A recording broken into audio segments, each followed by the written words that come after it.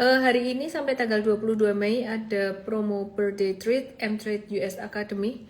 Jadi cara daftarnya gimana? Langsung ke emtrade.us _birthday atau just DM saya US 20.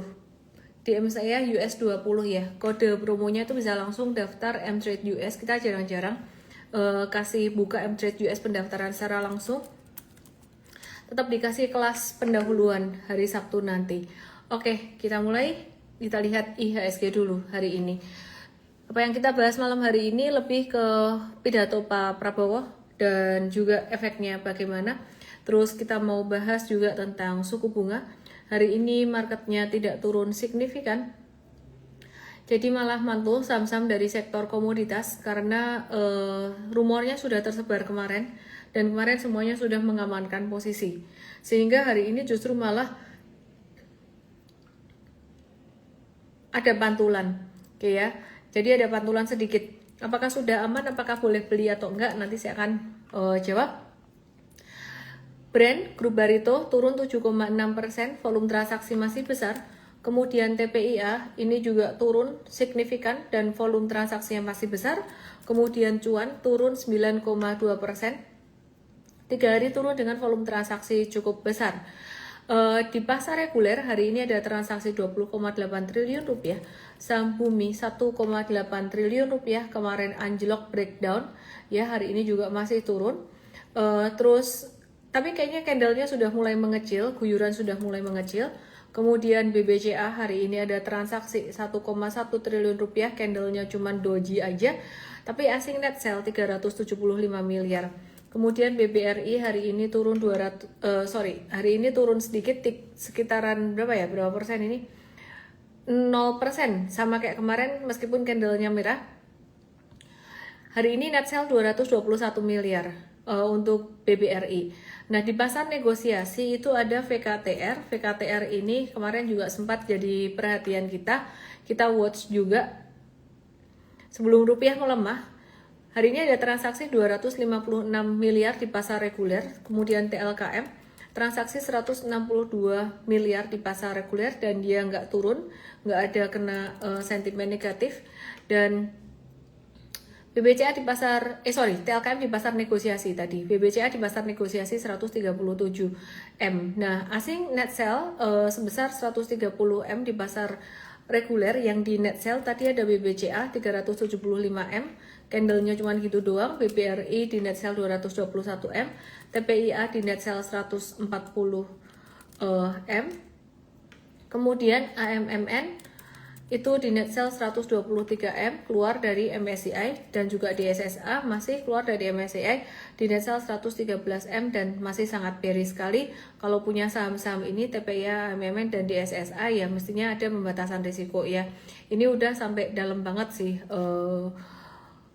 Kalau aku sih ini dalam banget, kalau ditanya bisa mantul nggak, mantulnya nggak akan banyak. Jadi lebih ke pembatasan risiko teman-teman. Kita mau bahas tentang pidato Pak Prabowo ya.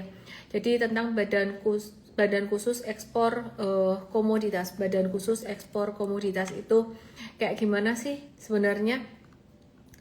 Jadi ekspor CPO batubara dan paduan besi itu wajib dilakukan melalui BUMN yang ditunjuk oleh pemerintah sebagai pengekspor tunggal. Beberapa waktu yang lalu kita dapat berita tentang B50 akan dilaksanakan di pertengahan tahun ini.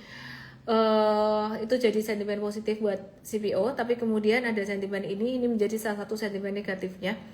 Ya, tapi berita ini sudah terdiskon oleh market, jadi turunnya karena berita ini tuh sudah terjadi kemarin gitu ya. Nah, terus kemudian BUMN-nya di bawah Danantara, jadi ada PT baru namanya Danantara Sumber Daya Indonesia. Skemanya gimana? Skemanya sebelumnya kalau produsen dan eksportir itu langsung ke pembeli di luar negeri, ini mereka jadi nggak bisa ngejual ke luar negeri langsung. Mereka tuh ngejualnya harus lewat BUMN atau PT Danantara Sumber Daya Indonesia itu tadi, yang juga di bawah Danantara pastinya ya.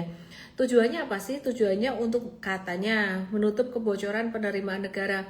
Pemerintah selama ini ada potensi pemerintah menilai ya selama ini tuh ada potensi praktik seperti under invoicing, transfer pricing, kurang bayar pajak atau royalti, sampai devisa hasil ekspor yang nggak optimal masuk ke negara sehingga mampu memberikan penghasilan tambahan 150 miliar US dollar per tahun atau setara 2.653,92 triliun per tahun gitu. Nah, under invoicing ini apa? Harga ekspor yang dilaporkan lebih rendah dari harga sebenarnya. Transfer pricing adalah pengaturan harga transaksi antar perusahaan dari satu grup supaya labanya tuh kelihatan agak kecil atau lebih kecil gitu ya. Nah, jadi sebenarnya ini tuh efeknya apa sih, plus minusnya? Efek negatifnya sudah pasti ini akan membawa satu tantangan baru terhadap dunia industri tambang di Indonesia, yaitu perusahaan tambang batubara ITMG yang ekspornya 85%, AAD 74%, ADMR 53%, Bumi 52%, Adaro 30%, CPO, ALI 36%, DSNG 9%, plus DSNG ini keluar dari MSCI, paduan besi ISFP 4%, GGRP 4%, GDST 3%, keras 15,7% ya. Jadi teman-teman, ini berpengaruh buat beberapa sektor industri ini. Dan kemudian tapi ada efek positifnya apa? Efek positifnya sebenarnya kan tujuannya supaya defisit APBN-nya itu tidak mencapai 3% atau lebih, supaya defisit APBN terhadap GDP-nya itu di bawah 3%. Nah, jika ini dilakukan, memang ada positifnya untuk angka defisit APBN itu sendiri akan menjadi di bawah 3% kemungkinannya, karena akan ada tambahan income banyak. Berapa tadi? 2.653,92 triliun. Cuman melakukan langkah seperti ini tuh dampaknya bagaimana sih sebenarnya? Selain dampak positif dari pemerintah bisa mendapatkan penghasilan tambahan, banyak yang mengaitkan kebijakan ini seperti BPPC di zaman Orde Baru dulu. Nah, BPPC itu apa sih sebenarnya? Tata niaga cengkeh yang dipusatkan ke satu lembaga, singkatan dari Badan Penyangga dan Pemasaran Cengkeh, sebuah lembaga yang dibentuk di zaman Orde Baru tahun 1990-an ya. Ini melalui keputusan Menteri Perdagangan. Jadi waktu itu lembaga ini berfungsi sebagai pemonopoli tata niaga cengkeh di Indonesia. Nah, sistem monopolinya, petani itu diwajibin ngejual seluruh panen cengkeh ke BPPC.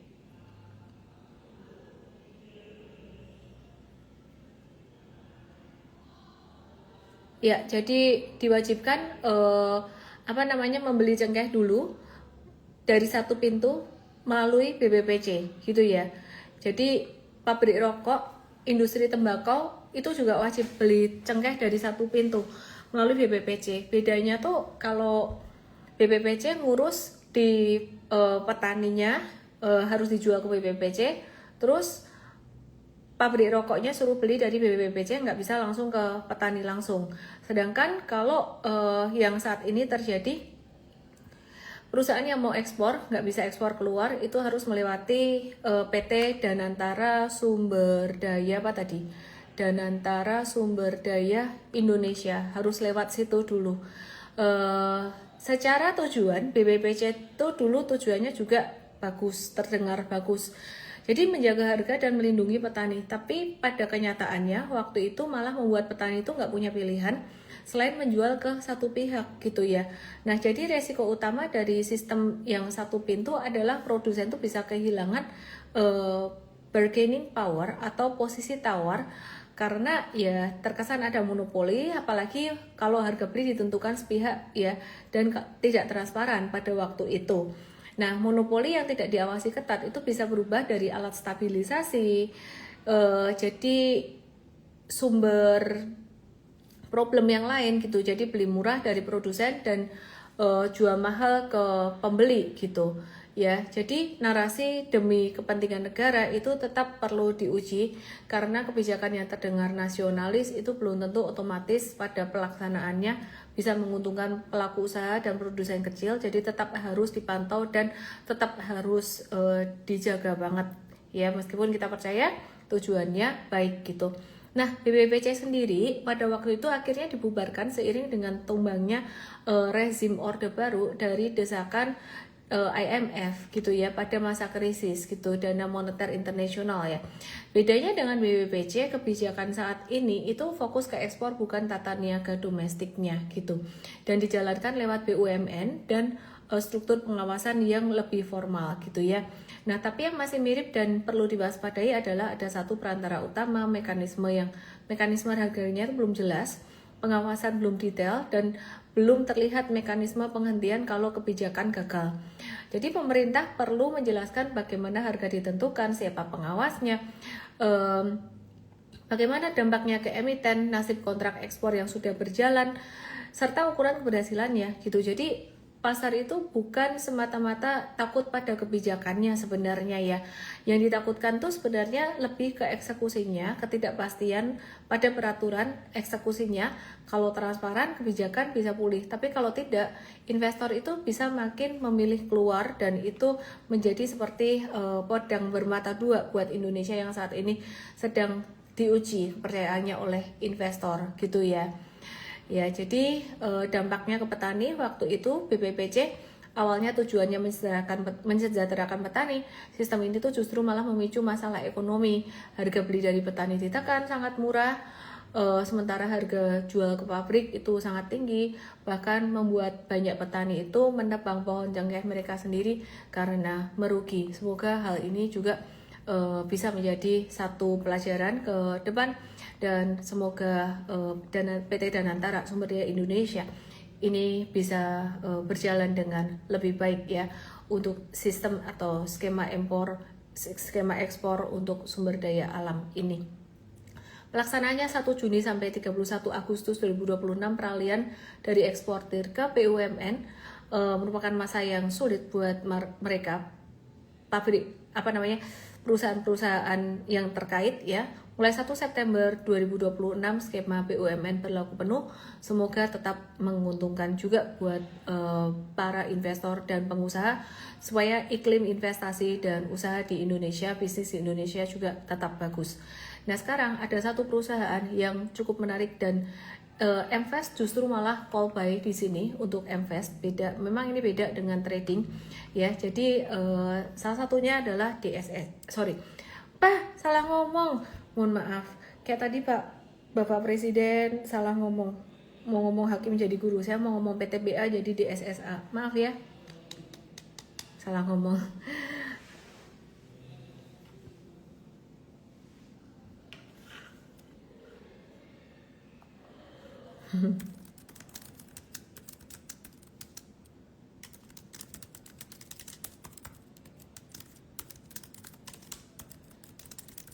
Oke, PTBA ya. Kenapa PTBA itu, kalau kalian perhatikan, aku mau buka chart di sini yang di tok-tok yang detail, langsung ke IG aku @Elon_official. Nih, PTBA tuh kemarin jatuhnya tuh lumayan kencang, 7%. Tapi habis itu hari ini balik lagi, langsung balik kayak nggak terjadi apa-apa. Satu hal yang kita perhatikan, PTBA ini menguat 6% di tengah sentimen negatif ya. Sentimen negatif aturan ini ya karena porsi ekspor PTBA tuh kecil daripada saham batubara lain, sekitar 47%, sehingga potensi kena dampaknya cenderung lebih minim. Terus PTBA tuh kan ya memang udah bagian dari BUMN ya. Nah, jadi sekarang di bawah BUMN lagi ya nggak terlalu ada masalah sih.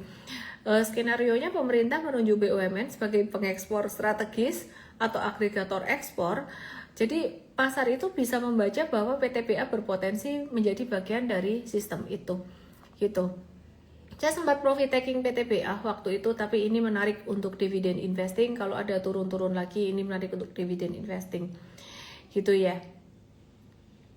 Jadi PTBA ini bisa berpotensi memang sudah menjadi bagian dari sistem BUMN, jadi bukan jadi pihak yang paling dirugikan gitu. Jadi ya istilah kata tuh ya podo wae gitu.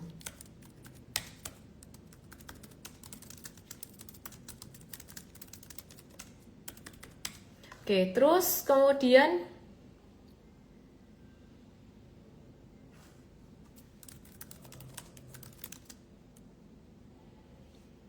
Kemudian kita mau bahas tentang RAPBN 2027. Dasar asumsi makronya kayak gini. Jadi pendapatan negara 11-12% dari PDB. Ini aku mau kasih lihat ya. Nikel belum wajib lewat BUMN khusus. Nambahin dikit. Nikel belum wajib lewat BUMN khusus. Kita lihat beberapa saham nikel yang kemarin sempat jatuh ya. Beberapa saham nikel yang kemarin sempat jatuh, kita akan watch lagi.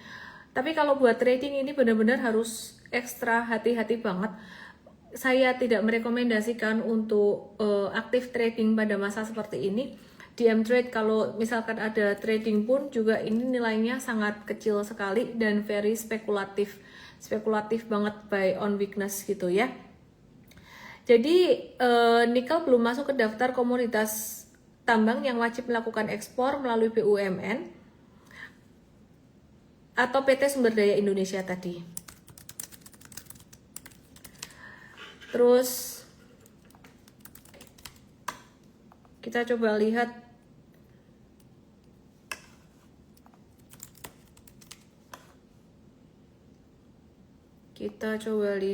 ITMG dan kawan-kawan. ITMG-nya ini juga udah di dekat support, cuman trennya memang turun banget. Dividen investor yang suka dividen investing ini malah seneng. Kalau trader kayaknya wait and see dulu. Dividen investor ini malah seneng. PTBA, ITMG kalau turun, terus kemudian AADI ini terdampak lumayan banget. Hopefully nggak terlalu mempengaruhi laba perusahaan ya. Jadi ini aksi jualnya sudah terjadi kemarin, ini justru malah dekat support gitu. Jadi wait and see dulu gitu.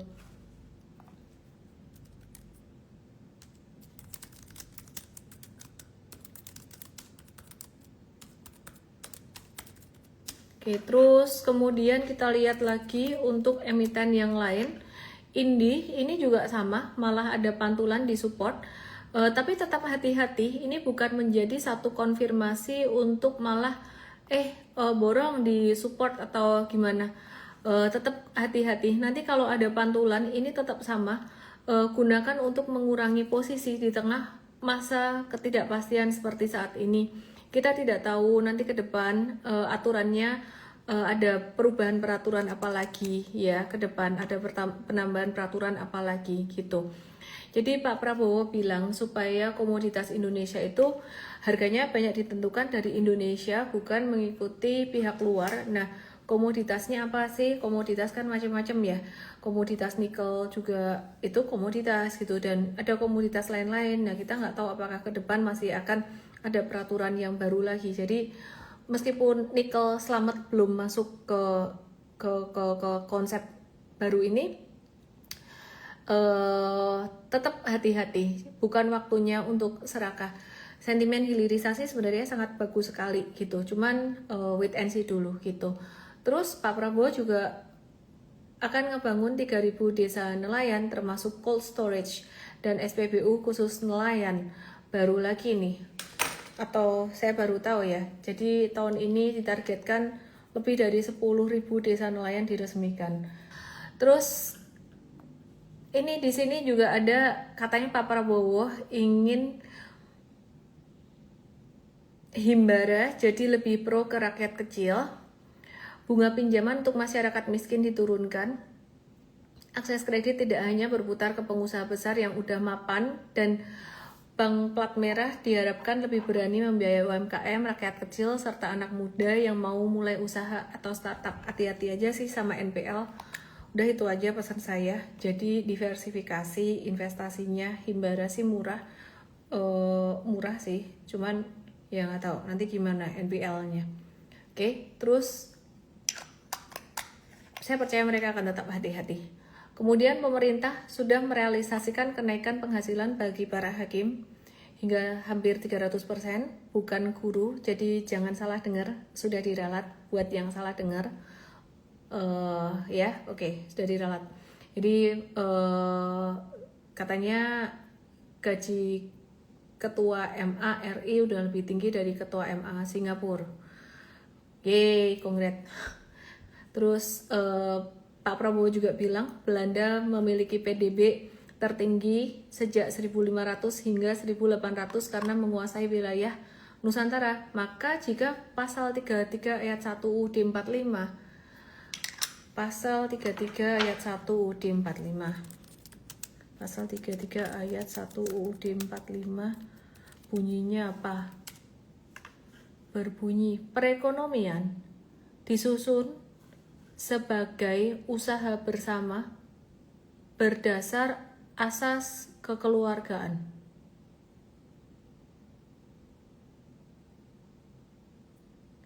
Artinya sistem ekonomi Indonesia menolak persaingan bebas.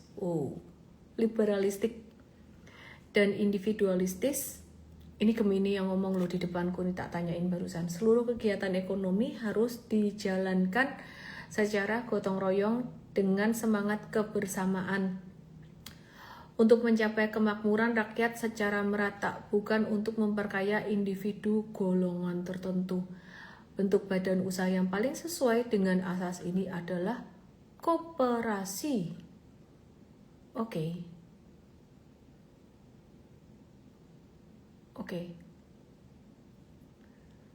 Pak Prabowo juga menyoroti PDB yang naik, tapi penduduk miskin meningkat dan kelas menengah turun. Pemerintah ingin birokrasi lebih cepat, tidak berlapis-lapis. Ya, ini kalau bahasanya sudah difilter sama tim aku kan nggak dar-dar-dor di kepala aku nih ya. Nggak tahu gimana saya kalau melihat gestur-gestur yang ini tuh kayak nge-trigger. Jadi lebih masuk ke kepala saya dan ke kepala Anda kan lebih ini ya. Lebih netral lah gitu. Jadi pemerintah pengen birokrasi lebih cepat, bagus, dan Indonesia diprediksi jadi negara besar di 2050 hingga 2075. Amin. Gross APBN di 2026 kabarnya gimana? Defisit APBN membengkak dari membengkak dari Januari itu 0,21% PDB, terus Februari 0,53% PDB, Maret 0,93% PDB, April jadi 0,64% PDB. Kenapa? Ya karena kemarin PDB-nya katanya naik gitu ya. Gitu. Terus jadi untuk target full year APBN 2026 itu defisitnya dirancang sekitar 689 sampai 698 triliun, itu setara dengan 2,68% terhadap PDB. Jadi gini, ada plus minusnya sih kebijakan ekspor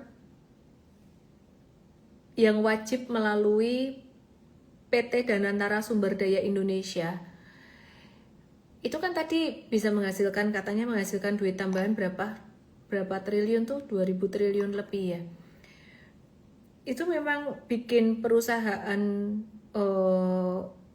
coal, CPO, dan ferroalloy itu jadi repot mereka. Tapi kalau misalkan memang benar dapat duit 2000-an T segitu, itu bisa menyelamatkan angka defisit APBN terhadap GDP di akhir tahun 2026. Kan memang itu yang sedang diperjuangkan. Plus MBG sekarang sudah dipangkas. Ya semoga bisa di bawah, fokusnya itu aja sih, di bawah 3%. Jadi kalau di bawah 3% ya Indonesia bisa selamat mungkin ya dari downgrade rating gitu ya. Jadi secara bulanan APBN itu membaik karena ada pertumbuhan penerimaan negara 58% secara bulanan gitu. Terus secara tahunan membengkak karena belanja negara juga melonjak 34%. Terus suku bunga sekarang, kita bahas suku bunga ya. Di luar perkiraan, BI itu naikin suku bunga 50 basis point. Perkiraan semua ngirain cuma 25 basis point gitu ya. 25 basis point. Nah, dinaikkan kenapa? Buat ngejaga stabilitas rupiah. Setuju nggak? Saya setuju. Emang harusnya nggak turun seagresif itu. Tahun lalu turun 5 kali, 2024 akhir turun sekali, total turun 6 kali udah. Menurut saya itu turunnya agak kebablasan, pro growth gitu. Pak Peri bilang udah sekarang bukan waktunya pro growth lagi, sekarang waktunya ngejaga stabilitas rupiah gitu. Jadi seakan memberi kode waktu itu memang ya mesti harus pro growth gitu. Di sini banyak yang mempertanyakan independensi BI sebenarnya, cuman ya kita percaya aja lah ya gitu. Jadi kenapa suku bunga dinaikkan? Untuk menjaga rupiah. Kalau suku bunganya terlalu rendah, rupiah bisa melemah. Kenapa? Karena investor asing tuh bisa keluar. Apalagi imbal hasil obligasi Amerika 10 tahunan sekarang tuh naik tinggi banget gitu. Naik tinggi-tingginya. Jadi ini bersaing dengan banyak negara dan bersaing dengan Amerika supaya imbal hasil deposito dan juga imbal hasil obligasi di Indonesia juga bisa naik kalau suku bunganya dinaikin. Masa The Fed nggak nurunin suku bunga signifikan? Waktu itu 2025 di Indonesia turun terus sampai 5 kali ya gitu. Nah kalau BI rate naik ya, maka diskon rate naik. Kalau diskon rate naik, maka valuasi saham tuh jadi lebih sulit ekspansi. Perusahaan jadi lebih susah ekspansi kan, kalau punya utang mereka bebannya juga lebih gede. Jadi emiten dengan PER besar yang punya utang gede itu sensitif dengan suku bunga dan berisiko ratingnya bisa agak-agak terkoreksi atau agak turun gitu. Jadi buat pasar saham sebenarnya ini sentimen negatif, tapi nggak bisa dibilang negatif begitu saja sih, karena bikin orang jadi mungkin masuk duitnya ke obligasi, ke deposito. Buat pasar saham ini jadi sentimen negatif karena suku bunga tinggi itu biasanya menekan valuasi saham, terutama saham growth, properti, otomotif, dan sektor yang bergantung pada kredit seperti yang tadi aku bilang penyebabnya. Karena suku bunga tinggi bikin orang itu jadi lebih mahal kalau mau ngutang gitu. Terus cicilan jadi naik, belanja dan investasi jadi melambat, keuntungan perusahaan itu jadi berkurang gitu. Terus profitnya berkurang ya. Kalau profit berkurang, earnings per share juga bisa berkurang, laba per lembar saham juga berkurang. Investor tuh jadi lebih memilih instrumen yang lebih aman gitu. Terus contoh gampangnya properti, orang mau beli rumah pakai KPR, kalau bunganya naik, cicilan rumah naik, orang menunda beli rumah, penjualan developer turun. Ada satu hal yang menarik di sini. Ada satu kontra yang menarik di sini. Jadi suku bunga BI itu dinaikkan kan 5,25%. Tapi di sisi yang sama suku bunga di sisi yang sama Pak Presiden juga menghimbau Himbara untuk memberikan apa ya, kemudahan untuk kredit buat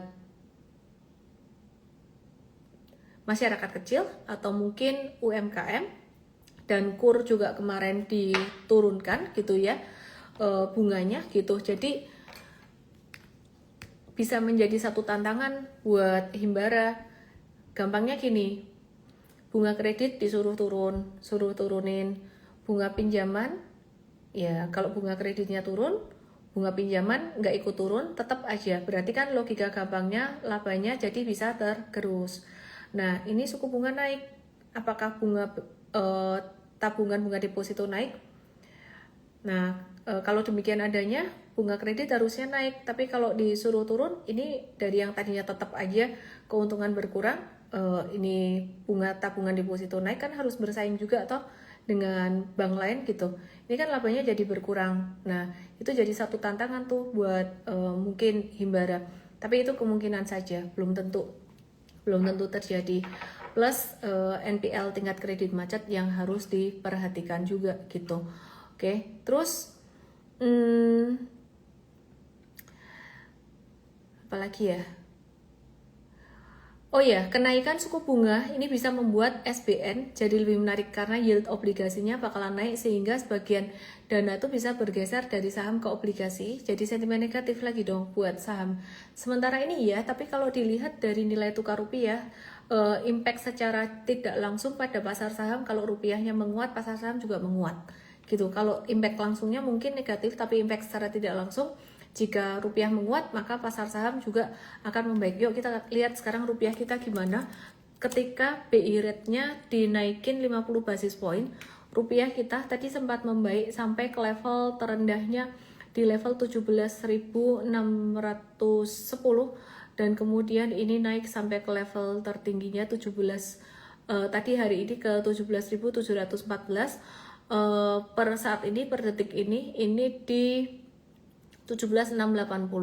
Jadi dengan BI rate yang sudah dinaikkan 50 basis point, ternyata rupiah membaiknya tuh cuman sedikit doang gitu.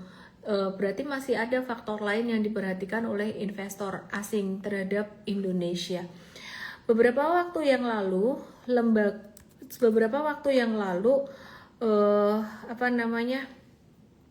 dari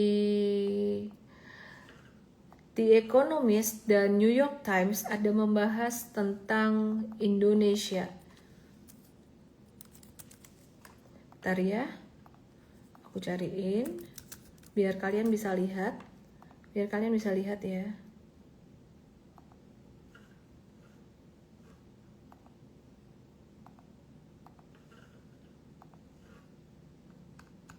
Oke, satu lagi ini The Economist.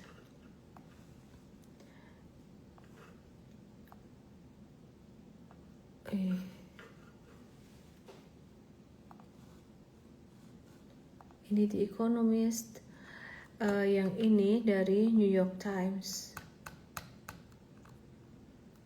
Sebentar ya, kelamaan ya. Mau lihat nggak?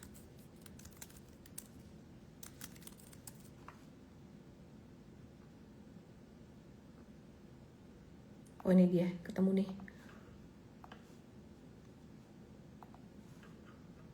Nih aku kasih lihat kalian. Beberapa waktu yang lalu ini sebentar.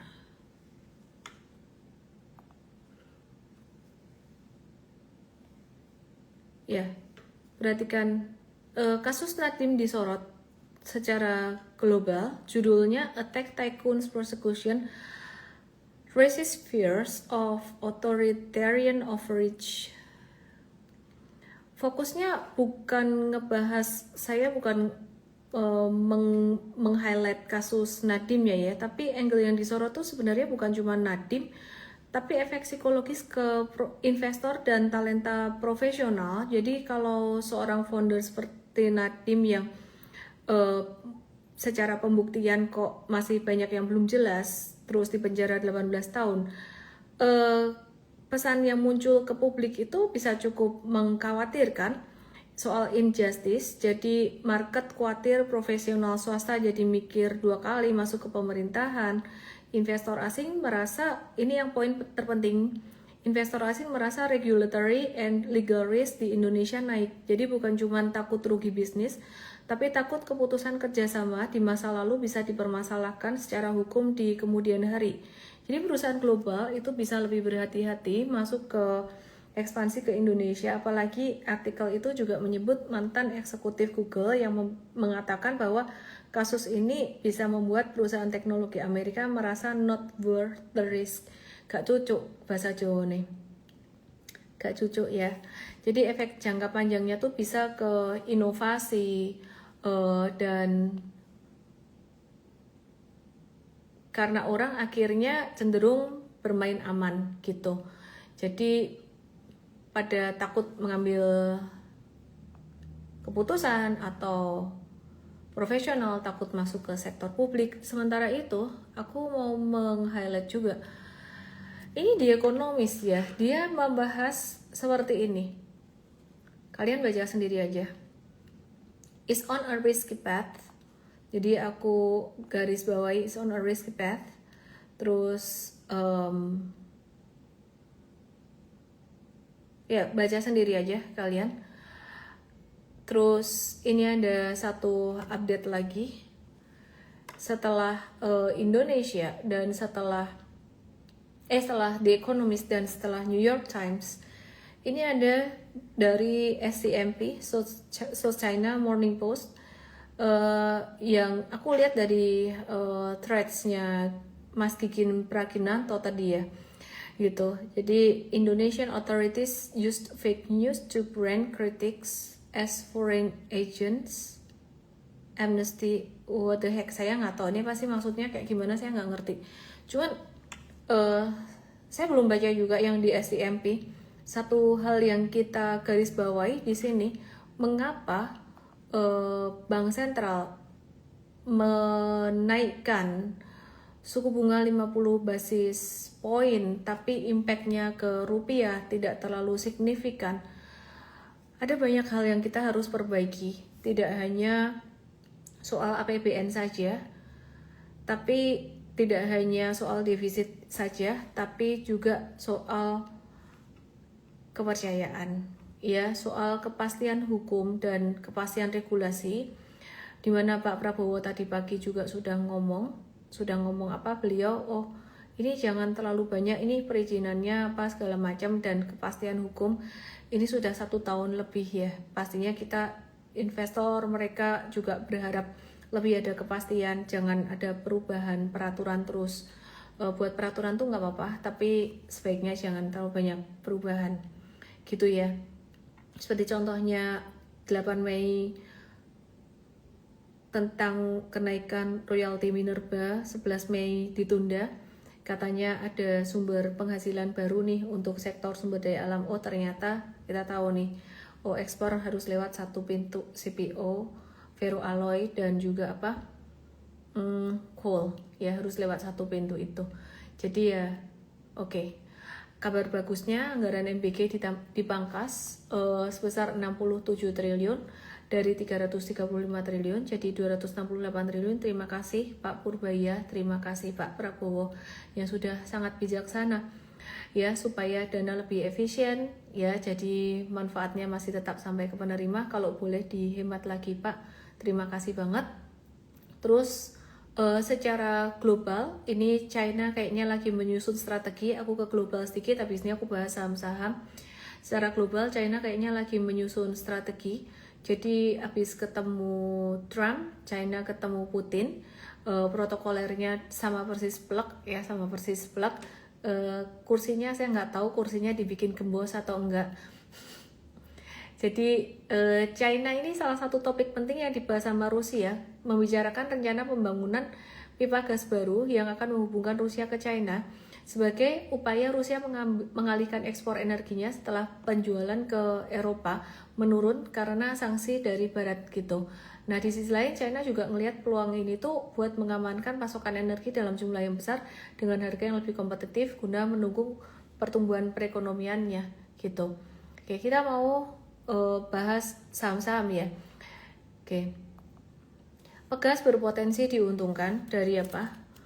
BUMN perhatikan karena BUMN tuh bakalan besar dividennya karena ya nanti masuk ke Danantara, karena pro growth pastinya butuh uang, butuh ini ya untuk investasi, butuh modal juga. Jadi BUMN diminta mungkin ya kasih dividen gede gitu. Pegas ini masih tren turun. Katanya ini bukan satu rekomendasi beli, dekat support juga 1755. Jadi 100.000 tabung gas dari China itu bakalan membanjiri Indonesia. Karena pemerintah bakalan impor 100.000 tabung compressed natural gas atau CNG ukuran 3 kg dari China sebagai alternatif pengganti LNG tabung 3 kg yang selama ini bergantung impor karena industri domestik belum mampu memproduksi tabung berteknologi tinggi itu sendiri. Jadi siapa yang diuntungin? Gas salah satunya melalui PGN Group, punya anak usaha PGN Gagas yang memang bergerak di CNG. Jadi CNG 3 kg ini berkembang butuh pemasok gas, pengisian distribusi, dan jaringan CNG. PGN itu sudah punya ekosistemnya. Pegas ini sudah punya ekosistemnya. Apakah worth untuk dibeli? Jangan lupa memperhatikan kondisi makro sekarang ini. Jadi Indonesia sedang mengusahakan supaya defisit APBN terhadap PDB itu tidak lewat dari 3% dengan segala macam cara yang apa namanya supaya tidak lewat dari 3% dengan berbagai macam cara, yang salah satunya ya melalui PT Danantara Sumber Daya Indonesia itu tadi untuk ekspor CPO dan coal yang melewati itu. Jadi ini bisa di watch, cuman hati-hati dengan kondisi makro masih belum aman menurut saya. Oke, terus kemudian bagaimana dengan Raja? Apakah akan diuntungkan dengan impor 100.000 tabung CNG itu tadi? Apakah Raja akan diuntungkan? Raja itu bergerak di infrastruktur energi gas. Jadi tema besar gas ini Raja bisa masuk radar gitu. Tapi butuh kontrak lebih sih gitu, keterlibatan langsung juga. Ini memang Raja dia turunnya juga pas di support. Jadi sekarang banyak saham di support, cuman hati-hati aja. Jangan langsung hajar beli, kita lebih ke arah hati-hati. Out of topic dari dua itu, SRTG dan TPIA mau bagi dividen, not a buy recommendation. Ya, TPIA ini tetap arahnya kalau ada pantulan digunakan untuk mengurangi posisi atau untuk exit. Saratoga emitennya banyak yang memberikan dividen besar seperti contohnya AADI, tapi AADI itu sendiri juga terdampak dari kebijakan ekspor yang harus melalui PT Danantara Sumber Daya Indonesia itu tadi. Jadi secara harga saham ya, secara potensi ya kita wait and see dulu, tunggu di bawah mungkin di 1.500-an. Oke, gitu. Jadi wait and see dulu. Terus kemudian ada banyak perusahaan melakukan buyback, salah satunya CPDK, Bangun, Kosambi sukses, not a buy recommendation, just information. Terus kemudian RMKE, stock split 1:5, not a buy recommendation, cuman informasi saja. Terus US 10 year, tadi yang saya bahas, US 10 year bond yield,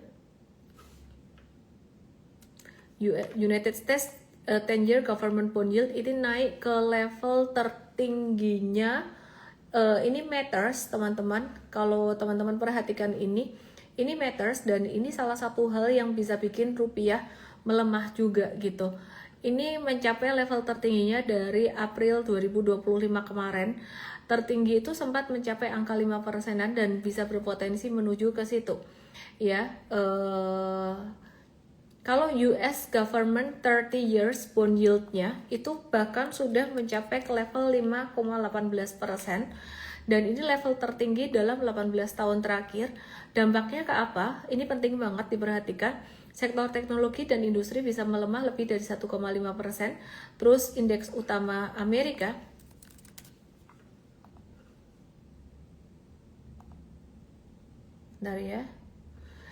indeks utama Amerika, ini S&P, turun 2% dalam 3 hari terakhir, tapi ini masih normal correction. Justru kita expect koreksi untuk US stock.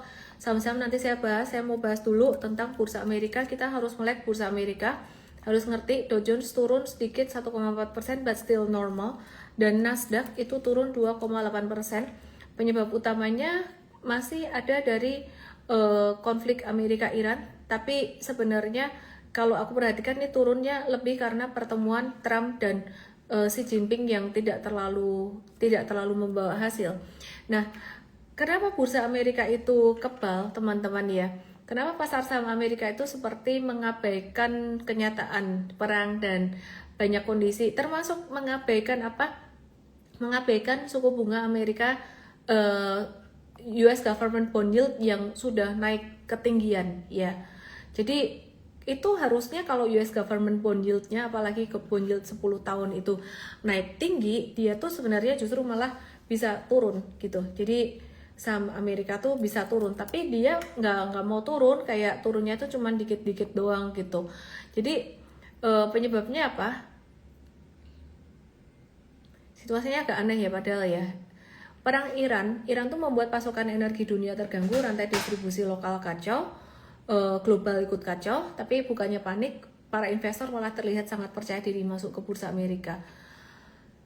Sangat optimis, bahkan jika melihat ke 150 tahun terakhir ke belakang, terakhir kali optimisme seperti ini tuh terjadi di akhir tahun 1990 saat euforia di internet atau .com bubble gitu. Dan memang ada banyak hal yang membuat investor merasa senang, jadi laba perusahaan terus bertumbuh meskipun kondisi perang. Itu yang menyebabkan dia naik, dan bukan cuma perusahaan AI saja. pertumbuhan keuntungan tuh terjadi hampir di seluruh pasar dengan kecepatan yang tidak biasa. Itu di bursa Amerika. Salah satu alasannya karena dunia sudah cukup lama tidak mengalami resesi besar yang berkepanjangan. Akibatnya banyak perusahaan itu bisa fokus untuk berkembang, berinovasi, menciptakan produk baru. Jadi resesi COVID kemarin juga masih nggak terlalu dianggap besar gitu. Jadi ada inovasi baru dan sekarang ini pertumbuhan laba perusahaan di Amerika lagi bagus-bagusnya. Terus jadi itu yang menyebabkan saham-saham di Amerika masih kuat. Sebagian besar optimisme tuh juga datang dari psikologi investor ya. Jadi disinilah mulai muncul satu kekhawatiran bahwa harga saham tuh naik, bukan harga saham naik mungkin sebagian tuh karena bubble, karena faktor greed gitu, karena faktor percaya diri gitu ya. Jadi karena percaya diri terus kemudian pada ngeborong, selain karena memang pertumbuhan laba perusahaan di Amerika lagi bagus. Setelah berbagai krisis sebelumnya, mulai dari pandemi COVID, lonjakan inflasi setelahnya yang terjadi setelahnya, kemudian invasi Rusia ke Ukraina, sampai ke Iran, ini ternyata masih kuat semuanya. Dan kemarin ada sempat kekhawatiran tentang bubble AI. Ya ternyata labanya juga masih bagus. Intinya sih balik ke earnings aja. Obligasi pemerintah mulai kena dampak dari perang, investor mulai khawatir soal inflasi, tapi lagi-lagi inflasi itu belum berpengaruh pada laba dari perusahaan gitu.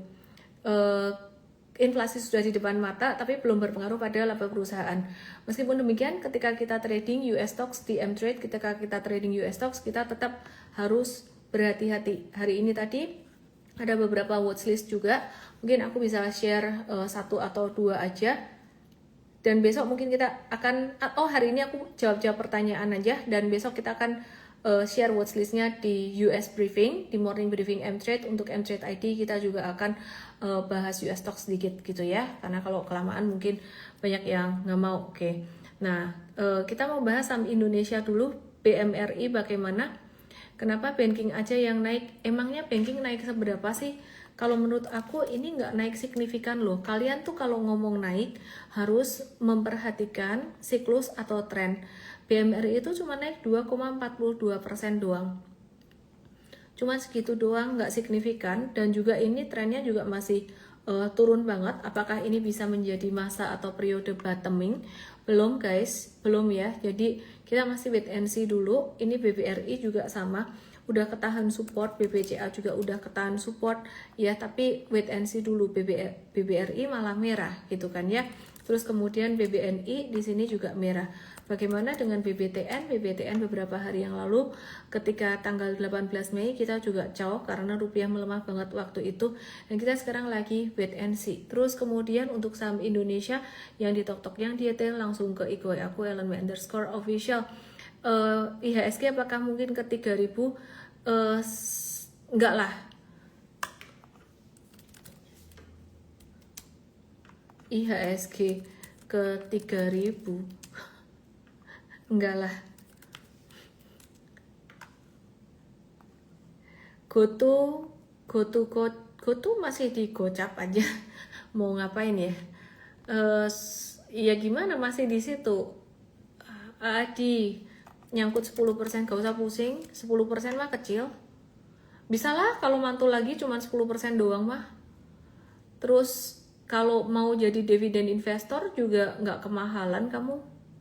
Hargamu rugi masih loss 10% itu berarti dari 9.000, nggak masalah lah, cuman segitu doang lah cincai, nggak masalah itu segitu, nggak mahal tuh. Oke kok, mau beli lagi di bawah boleh buat dividen investing, mau ngehold juga boleh. Yang pusing itu yang punya modal atas, yang atas ya jualan dulu. Buat dividen investing oke say. Oke, terus kalau buat trading ya wait and see dulu. Jangan banyak-banyak juga ya, Adi kan kena dampak juga tadi. Oke, ini ada yang nanya US stock SNDK. Aku ngeliat dari list question SNDK Oke, bagus. Ditunggu retracementnya. Kalau bisa sih dapat di 1186 jatuh tanpa volume, itu menarik. Terus kemudian ada promo US Stock. Kalian bisa bergabung dengan mTrade US Academy, bisa ke emtrade.us _birthday atau just DM saya US20 kodenya hari ini, itu untuk bergabung dengan mTrade US Academy 1 tahun. Buat yang belum siap dengan risiko belajar, belum mau belajar, kayaknya jangan dulu, karena kalau kamu cuma ngandelin rekomendasi saham itu sangat tidak tepat. Harus belajar banget, money management tuh kita jagain banget ya. Terus kemudian kita lanjutkan pertanyaan yang berikutnya yang masuk ke question box di Igoy. Suku bunga naik, sektor properti dan real estate, sektor menarik lagi bakal terdampak signifikan. Sebenarnya ya, itu bukan cuman properti aja, itu terdampak ke semuanya. Kalau misalkan rupiah membaik, bakalan terdampak positif sih menurut aku, lebih daripada dampak negatifnya gitu. Kalau suku bunga naik di Indonesia, aku malah senang gitu, karena biar rupiah membaik. PTBA hijau sendiri, ya sudah saya jelaskan tadi ya. MDKA INKP. MDKA INKP.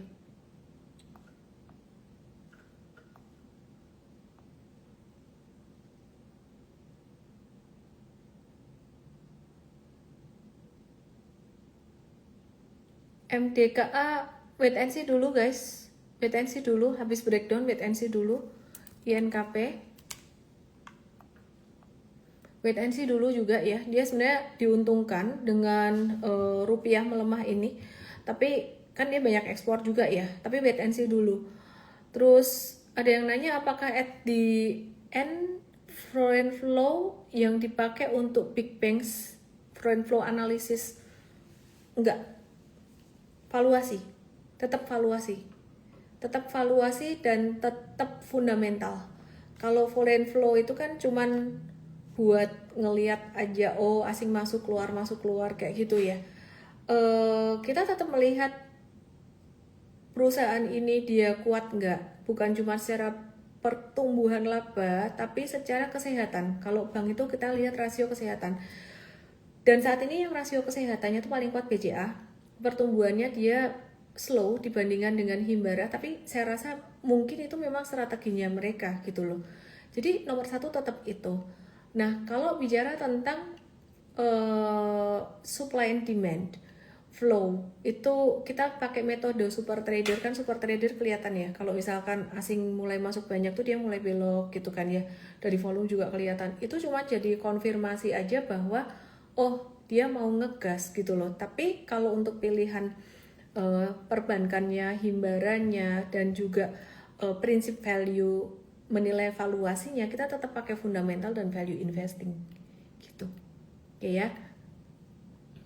Jadi kalau memperhatikan asing keluar masuk tuh cuman ya pelengkap lah. Miss, kalau remaja Rengginang yang cuma punya modal puluhan juta aja apakah bisa trading saham US? Bisa banget guys. Kamu US stock tuh beli satu lot doang bisa. Itu mah lumayan kamu ya. Cuman fokusnya belajar dulu, investasi belajar dulu. Lagi ada promo birthday aku untuk mTrade US Academy.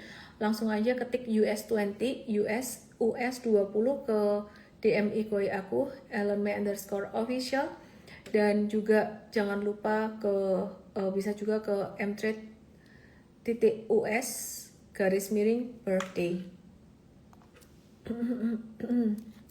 Oke, terus MDKA INKP udah.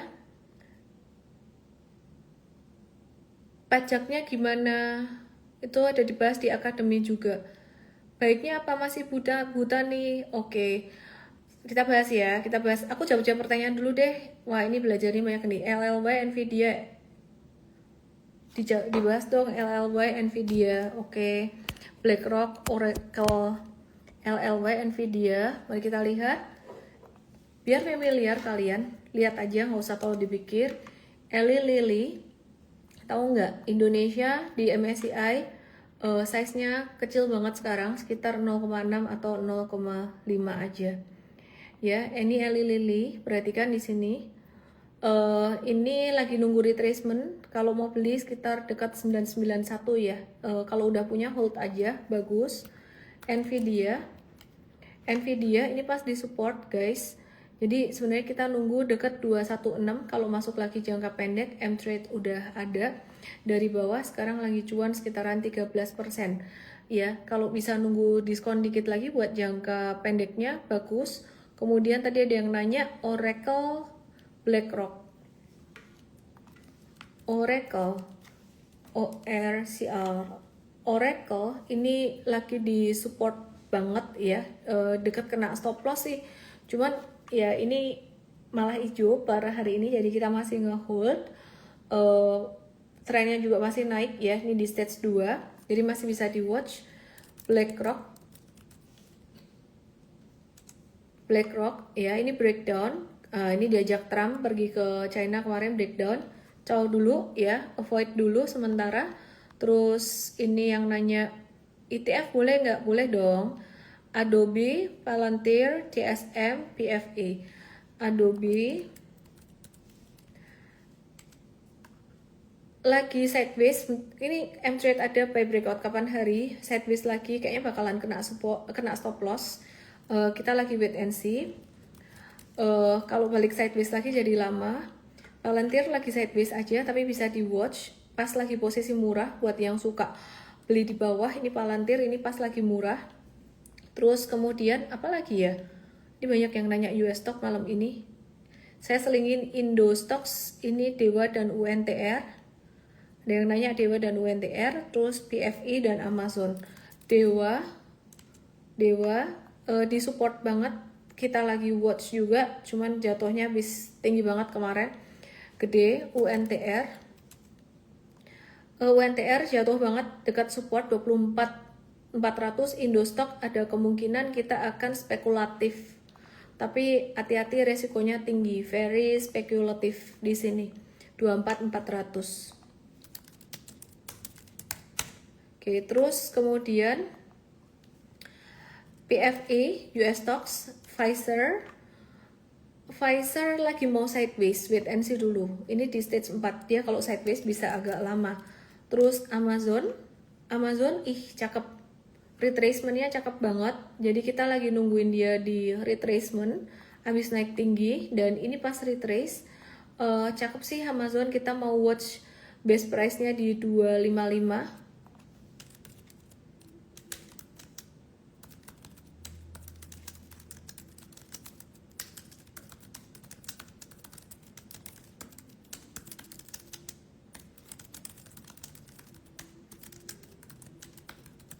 Ya, jadi ini di 255 ya. Ini Amazon diperhatikan. Terus kemudian Tesla. Salah ngetik. Oke, Tesla lagi di support guys. Cakep retracementnya. Kita suka kalau dia bekas naik terus turun kayak gini.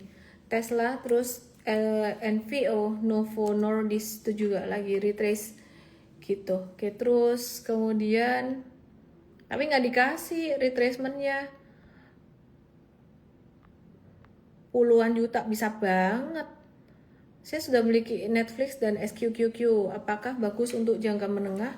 NFLX, Netflixnya sideways ya, agak lambat sih, agak lambat dia.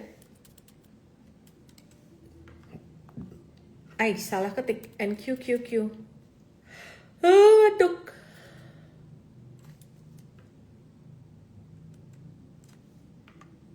Kok nggak keluar ya? Salah nulis simbol kali ya. TSM ini perusahaan yang jadi fokus banget sama Trump loh. Taiwan Semiconductor Manufacturing.